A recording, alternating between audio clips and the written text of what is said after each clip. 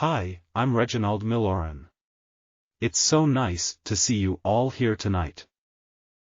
My parents are Henry and Evelyn Milorin of Medford, Massachusetts.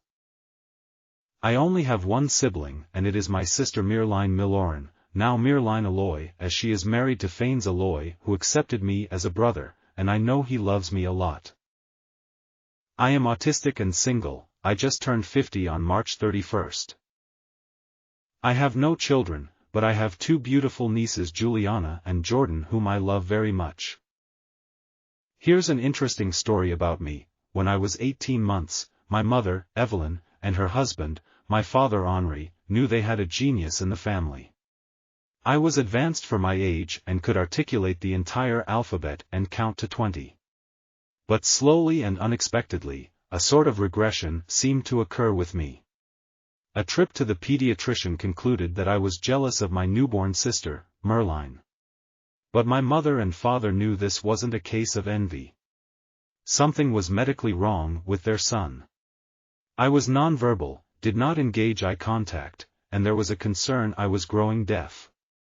All potential signs pointed toward autism, but given that it was the beginning of the 70s and autism awareness was extremely limited, autism spectrum disorders were not suspected.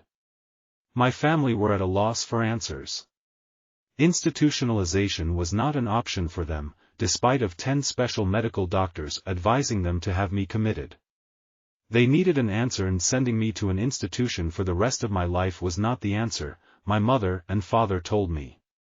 Later, although hearing tests proved that I was not deaf, which was a huge relief to the entire family, but I still did not maintain eye contact or exhibit verbal communication.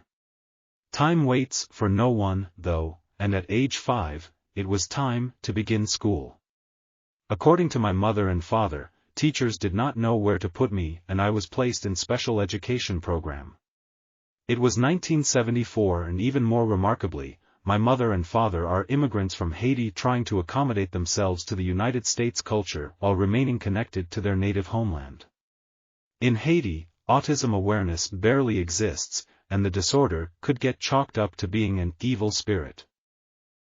Let me tell you about the time of our big break. At 8 years old, I was admitted to the Kennedy Memorial Hospital for intensive therapy.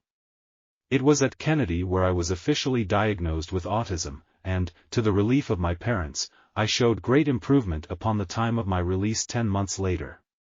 But before I came home, the break had served as a blessing for my parents. My mother, Evelyn, had been working night shifts as a nursing assistant while Henri worked full-time during the day and going to school at night when possible. They had mastered how each of them could both pursue a career and raise two children. One of the two, me, was autistic. The time off allowed them a chance to breathe, to catch up on much-needed sleep, and to take care of themselves. After all, both Evelyn and Henri had abandoned their own health for the sake of ensuring I was receiving the best services and medical treatments available.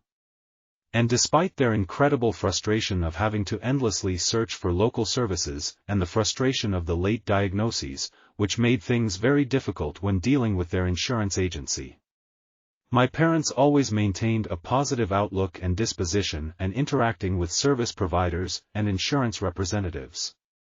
In addition, they had learned how to work with local, state elected officials and national congressmen and senators to benefit my life.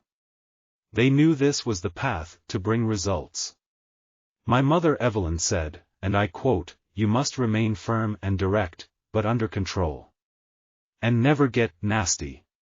Treating someone else with anger will not get you where you need or want to be, and this is very important to remember." Their hard work pays off a bit and brought some improvement in my life. I graduated from my school's program at age 22. Unfortunately, though, I was only given a certificate and graduated, without a formal graduation, and I knew this. Later, in life, I put on my sister's cap and gown from her high school graduation. I wanted to be able to show that me, too, has graduated, as my mother Evelyn recounted. I was still remarkable, though. I could read and write and had also learned how to take public transportation, a skill that helped me build the confidence to land my first job where I worked 2 hours daily in a dry cleaning company in Arlington, Massachusetts. It was also my work that proved I was just as capable as anyone else was. When I was asked to steam 60 pieces of clothing, I steamed 90 instead and was offered the job. I always go the extra mile to be the best at what I do. I am so happy for what I was able to accomplish with my parents' determinations, and I love them immensely. One of my achievements in 2003, I was awarded a 5-year employee certificate from The Gap, a popular clothing store. And, again, because of my hard work and good nature, a path has been made for other individuals with disabilities. My performance at work is, and always has been, remarkable. Because of my situation, we were able to open the door for other individuals with disabilities. Preparation is key for any family. Recognizing this, my mother and father started early and have made all necessary preparations to ensure I was taken care of when they are no longer capable of doing so. My sister, Milorin, had a big role in the planning. Should anything happen to either my father or mother, a new guardian would be appointed, and financial arrangements would not be an issue for her to see that I continue to live a good and happy life. But despite the comfort of knowing they are prepared, the reality of leaving me is overwhelming. It isn't something any parent wants to think about, but Evelyn and Henry said, again, you have to focus on the positive. Moving through life with ease can be done much more effectively the more you learn to focus on the positive. As for me, I know I am special. There are small things I do to show my family that, in a way, I am just like them. Every Sunday, I am dressed in my best suit, which I wear when we all go to Sunday services as a family.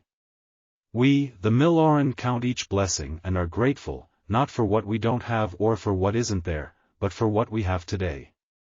I remember my mom Evelyn said to someone, when you see the smile on my face, you see the dignity that I have. Strongly I can tell you I have a purpose for living. Thank you for listening to a portion of my life story for now. Let's celebrate the moment.